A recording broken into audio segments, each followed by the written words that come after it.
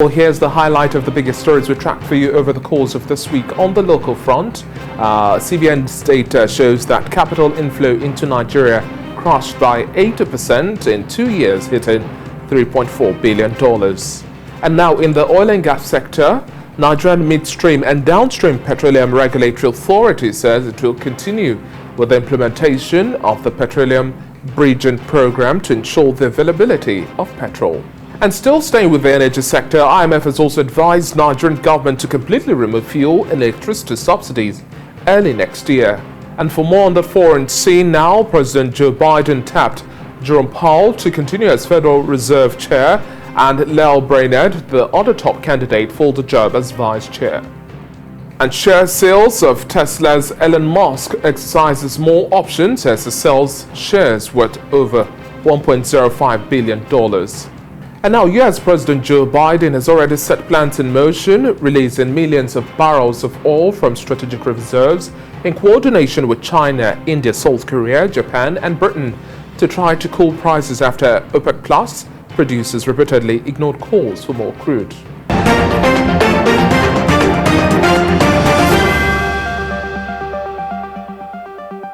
Well, it's now time to bring you special reports prepared by our correspondents. Now, in this first report, more than 1.5 million tablets of tramadol have been intercepted at a Sako import shed in Lagos. Officers of the Murtala Muhammad Area Command of the Nigeria Customs Service uncovered the drugs that were packed in 35 cartons. TVC News correspondent Ifeanyi reports. Can you imagine if all this go into the market?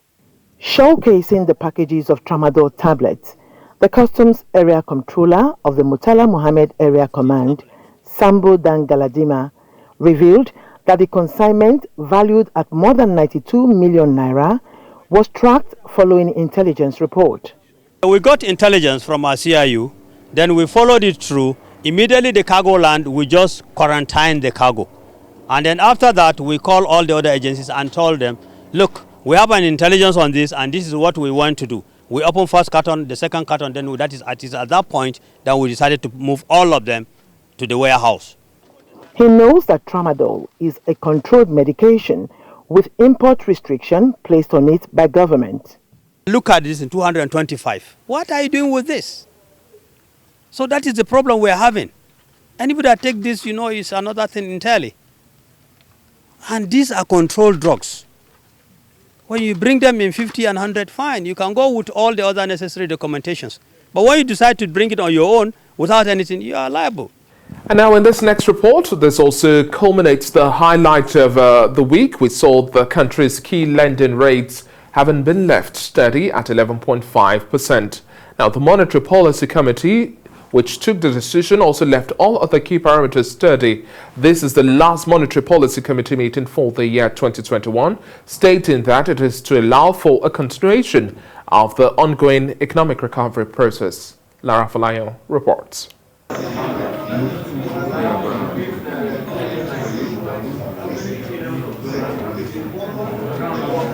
It's the last Monetary Policy Committee meeting of the year, and the monetary policy stance has just been left unchanged. The committee attributes this to wanting to allow current economic recovery process continue. This is because, though tightening could help rein on inflation, it could increase cost of funds and constrain output gains. Though loosening on its part could stimulate additional credit creation and sustain growth, it has potentials of fueling inflationary pressure. MPC voted to 1. Retain the MPR by 11.5%, retain the asymmetric corridor of plus 100 and minus 700 basis points around the MPR. 3. Retain the CRR at 27.5% and retain liquidity ratio at 30%. The Apex Bank is optimistic about the e-Naira, which it says has recorded about 560,000 downloads. It says progress has been made concerning the infrastructure corporation, which is presently considering 3 projects, and assured that the Nigerian International Financial Center will begin operations mid-next year. It is hopeful the 100 for 100 initiative will also help address unemployment challenges, amongst others. We are still far from double-digit growth, but I believe Nigeria will move aggressively, keep doing the right thing, stop doing the wrong things, focus aggressively on them tenaciously, I think the growth levels will move aggressively upwards. We are expecting that growth for 2021 certainly will be above 3. We are so certain to be above 3. Well, it's now time to bring you the feature on the show today as we take a look into the 2021 Appropriation Bill implementation, duplicated project concerns, and also the 2022 economic agenda. Don't go anywhere.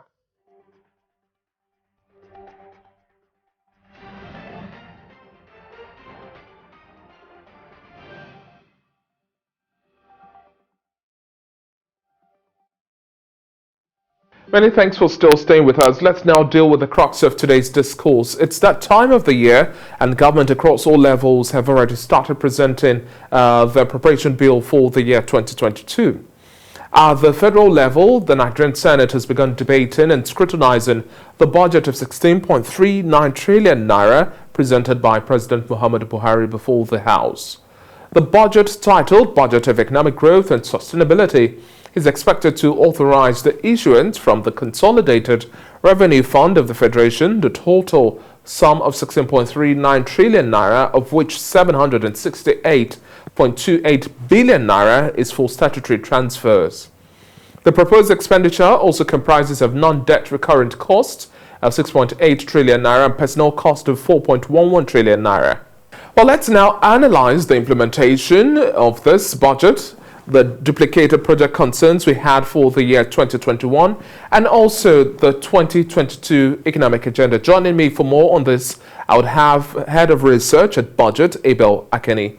Thank you very much for joining us on the show today, Abel. Thank you very much, David, for having me. It's good to be here. Well, let's now start off this conversation with an overview of the year 2020, the shock of the COVID-19 pandemic and budget implementation, and then the overall assessment of the budget performance so far for this year as we are wrapping up the year 2021 and also going into 2022, looking at a scrutiny of the budget proposal that we already have presented. Your thoughts on our budget performance within this period?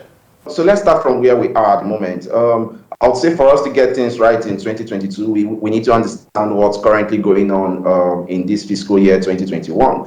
And if we evaluate the performance of the budget for the first half of the year, we would see that the federal government missed its revenue target by about 30%. We realized just about 2.3 trillion actually, out of the projected 3.3 trillion that was supposed to come in during the first half of the year. So that's a 69% budget performance. We would wish that it could be higher, largely because once we miss our revenue targets, the implication is that contractors don't get paid on time and contracts actually stall.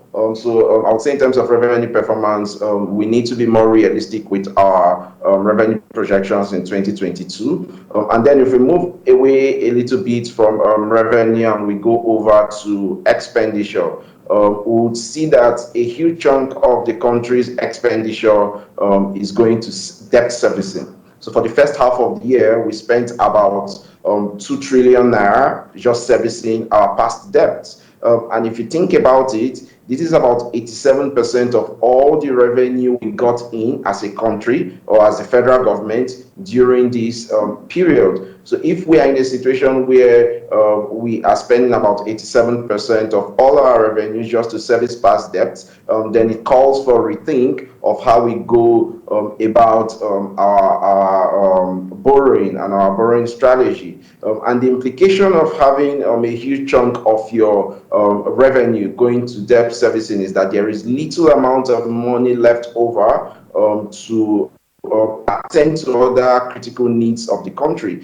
So, for example, the government said in its budget implementation report that about 1.3 trillion had been approved for capital projects in the first half of the year. But once you evaluate the amounts of projects or those that got cash backing and those that got authority to incur expenditure, that was just about 781 billion. Not enough money was released, even though there was approval for it as at the first half of the year due to insufficient funding. Again, this leads to more abandoned projects in the country. Contractors begin to owe their workers, and we have all of that issues on our hands. So going into 2022, we need to learn the lessons from how we make our revenue projections, and we also need to learn the lessons in terms of how we prioritize the capital projects we would fund in 2022, especially considering the reality that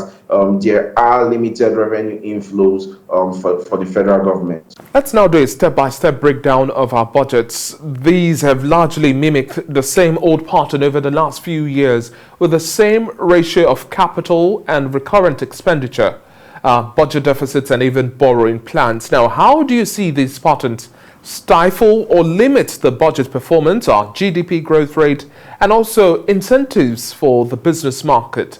I would say to a very large extent, we are getting worse in certain aspects, and that's certainly going to affect a large aspect of the growth of the economy. First and foremost, if we look at the capital projections or the capital budget for the country, you would see that it's more of the same. But even worse, a lot of the items listed as capital projects, first and foremost, do not even align with the medium-term national development plan of the entire country.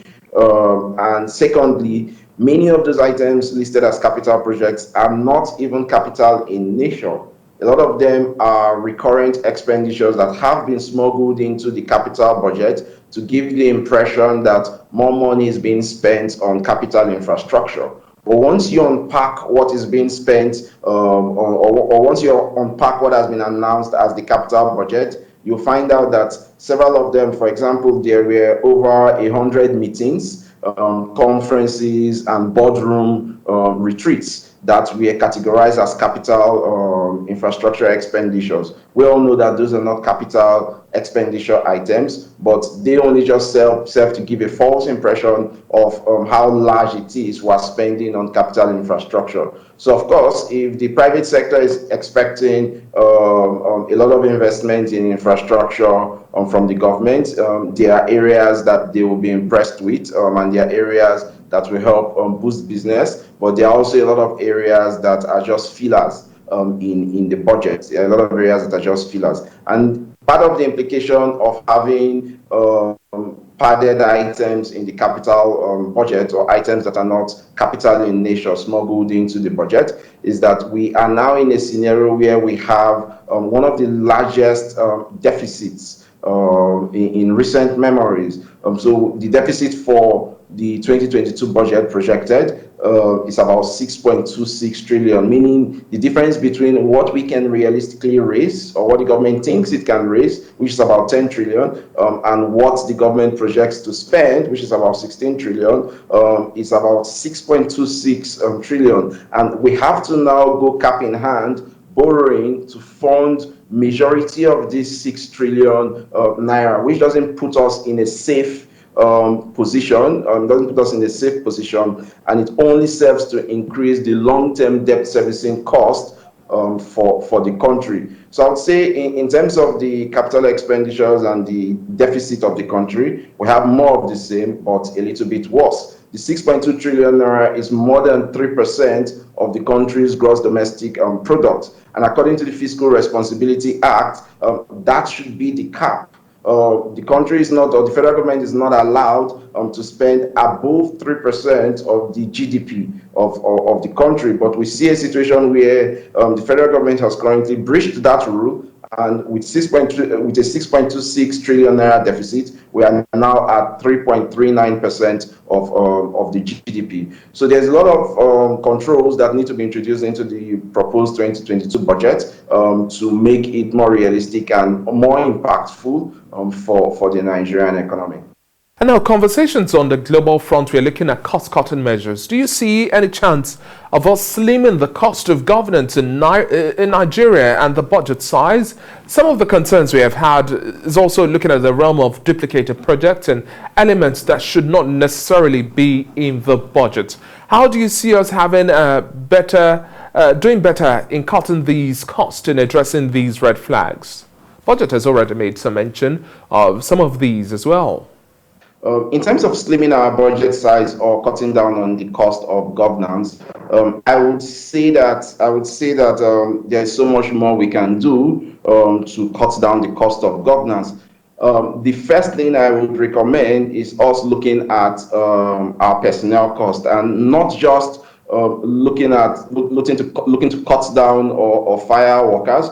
What I'm actually referencing is the most recent audit report released by the Auditor General, which actually says that several MDAs were involved in paying irregular and unapproved allowances to different personnel to the tune of about 137 billion.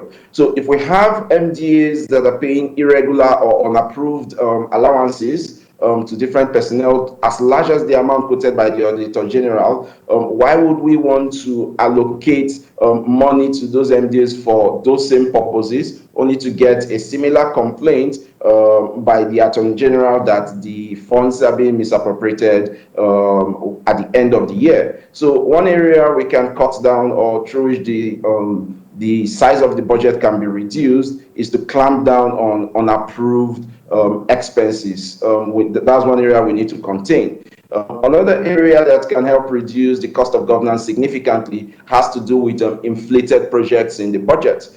There are a lot of projects in the budget that could be done at lower costs, and there are also a lot of projects that may not necessarily be the priority of the country, especially if you consider the medium-term national development plans.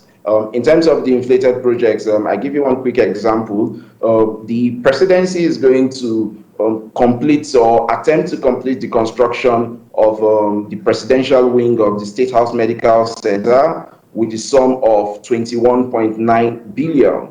And if we recall, in the 2021 budget, they had allocated 1 billion naira for this purpose. In 2020 budget, they had allocated about 400 million for this purpose. And then in 2019, about 380 million was allocated for this same purpose. So why do we have a situation all of a sudden from 300 million in about 2019, 380 million in 2019, we now want to spend 21.9 billion on just the presidential wing of the State House Medical Center? That's an inflated project, and we need to clamp down on a cost like that, especially if you put it side by side what is being spent on infrastructure through the National Primary Healthcare Development Agency, which oversees or supports the development of more than 28,000 primary healthcare centers. That agency was given a capital budget of just 20 billion, and yet we have just a single wing of the State House Medical Center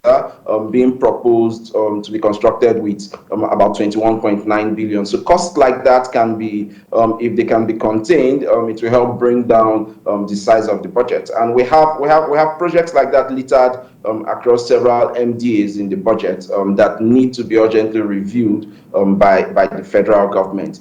So that's on inflated projects. If I speak a bit about misplaced priorities, we see scenarios where, if I take the Ministry of Education, for example, they want to construct a gym, a recreational gym for 300 million naira for the staff at the headquarters. Budget does not think this is a priority for the country at this moment, especially considering the dilapidated state of infrastructure we have in our education sector, and the lack of or the backwardness of the curriculum which some of our students are being taught at the universities. So we think funds like that can be redirected to more areas of priority. And we've published a list of these issues of misplaced priorities, inflated projects, and we've made a recommendation to the National Assembly. And we hope in good faith, some of these projects will be cut down to introduce cost savings by the time the budget is approved. One other area I will just quickly touch on before I yield the floor would be the area of duplicated projects. If I don't know if you recall last year or for 2021 budget where we raised issues that there were duplicated projects in the budget, and that is serving or depriving the country from using those funds for other valuable projects. And several of them occurred in 2021. And we've gone through the 2022 budget, and we can say that the number of duplicated projects is significantly reduced. We have just less than 58 projects, and we significantly, or we hope that the National Assembly will address those duplications before these things are passed into law. Let's now look at the scrutiny of the 2022 budget proposal, which is already underway. We're expecting by the close of this year, it's passed alongside the finance bill as well. What do you see as some of the possible oversights playing out or areas around the political will in dealing with some of these oversights? Okay, so I would say in terms of the political will, to address some of these issues, we hope the National Assembly will do the right thing, but honestly, we think there's very limited political will to make some of these amendments. There are good technocrats within the budget office and within the Ministry of Finance that attempt to contain some of these issues, but there are a lot of political undertones that allow some of these issues to persist. So what we would say in terms of what can happen for oversight is that civil society, the media, and citizens in general should continue to mount pressure on these specific issues and ensure that the National Assembly does the right thing. Because if you have only a few voices calling for reform, it's easy for the voices, those voices to be ignored. But once you have majority of Nigerians and majority of media houses speaking about these issues and mounting pressure on the National Assembly, there is a chance that we will see a better designed 2022 budget. Because beyond some of these issues that I highlighted earlier, the inflated projects, the projects with misplaced priorities, we still have a bigger issue on our hands where there are large expenditures that the federal government incurs, but nobody has visibility on how these monies are allocated and how they are arrived at or how they are even spent. A quick example on that front is petrol subsidy. You would see that for the 8 months between February and September, the country has spent about 864 billion naira on payment of subsidy. This was not appropriated for in the 2021 budget, and given the rising cost of crude or the price of crude, we expect that the prices of petrol will still remain high. The landing cost of petrol will still remain high, meaning that the government is likely to incur more subsidy in 2022. But this cost is not reflected in the budget. Now, the implication of not reflecting in the budget is that there is no debate about how many liters of petrol should the government subsidize in a typical month. And you now have a scenario where we'll be spending or importing as much as 60 million liters per day or 65 million liters per day in some cases. And then when you evaluate the scenario, you find out that NNPC may not be able to account for if these liters of petrol being imported are actually consumed in Nigeria or they are being smuggled out to other countries. So I think there's a lot of things or a lot of advocacy that needs to be done on these issues. Petrol subsidy, electricity subsidy. The country also makes a lot of expenditures for electricity subsidies, but these are also not reflected in the budget. So I would say for oversight, Nigerians need to ensure and consistently request that all expenditures made by the government should be debated on and should be subjected to oversight and public scrutiny. Put it it out there for citizens to make comments and raise red flags, so that we can have a better chance of optimizing the resources as a country. Because if you think about it, we are going to borrow a lot of money to finance the 2022 budget. So it just makes sense that we optimize every single naira that will be spent for that budget. And now, wrapping up our conversation, how do we also follow the money and develop an implementation index? We need increased transparency, wouldn't you say? The noise of corruption and inflated proposals is loud and concerning.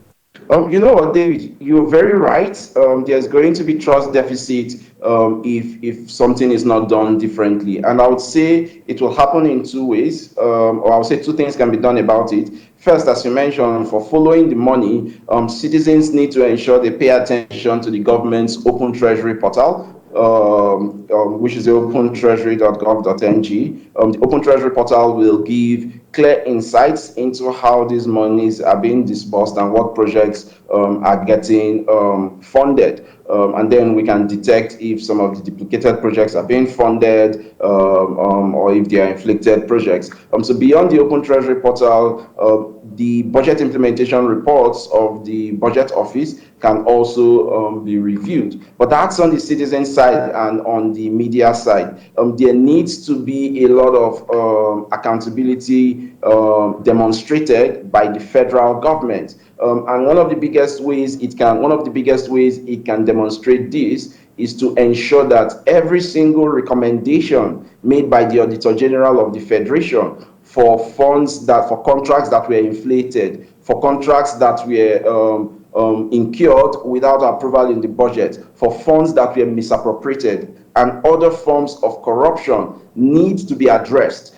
There needs to be consequences for actions, and that has to come from the federal government. The federal government needs to demonstrate to citizens that it is willing to hold its political officers accountable when there are issues of corruption and when there are issues of misappropriation of budgeted funds. And the thing is, the Auditor General publishes these issues of misappropriation also, but there's very limited political will or limited action by the federal government to hold people accountable or to issue sanctions. Thank you very much for your time on the show today. It's been a pleasure speaking with you. Yeah, thank you very much too, David. I enjoyed the conversation. Well, just before we go now, here graphic details of the selected food price watch for the month of October as prepared by the National Bureau of Statistics.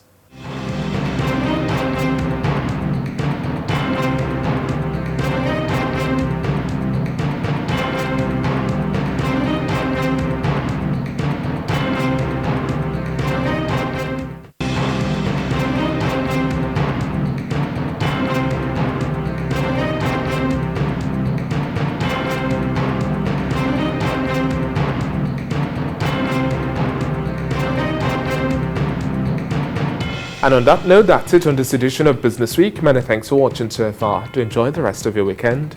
I'm David Alabi. Bye for now.